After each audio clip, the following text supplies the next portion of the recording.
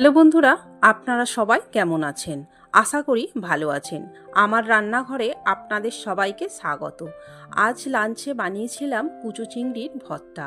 এখন বাজারে খুব এই কুচো চিংড়ি মাছ পাওয়া যাচ্ছে। আমি কি করে এই কুচো চিংড়ির ভর্তা বানাই আপনারা দেখতে থাকুন। যদি রেসিপিটা ভালো লাগে তাহলে লাইক, কমেন্ট, শেয়ার ও সাবস্ক্রাইব করে দেবেন।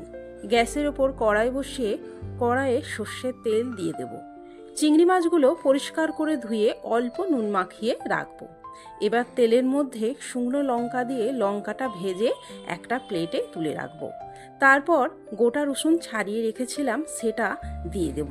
রসুনটা ভাজা হয়ে গেলে পেঁয়াজ কুচিটা দিয়ে ভেজে নেব। পেঁয়াজটা ভাজা হয়ে গেছে। এবার পেঁয়াজ ভাজাটা কড়াইয়ে সাইডে করে মাঝখানে কুচো চিংড়ি মাছগুলো দিয়ে দেবো। চিংড়ি মাছগুলো ভালো করে ভেজে নেব।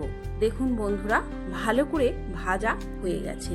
এবার একটা প্লেটে এইটা তুলে নেব। একটু ঠান্ডা হলে শিলের মধ্যে বেটে নেব অল্প নুন দিয়ে। আপনারা চাইলে মিক্সিতেও বেটে নিতে পারেন। এবার গরম গরম ভাতের সাথে এই কুচো চিংড়ির ভর্তাটা পরিবেশন করে দেবো। ওপর থেকে এই ভর্তার উপর একটু সর্ষের তেল দিয়ে দিয়েছিলাম। দারুণ খেতে লাগে এই কুচো চিংড়ি ভর্তাটা।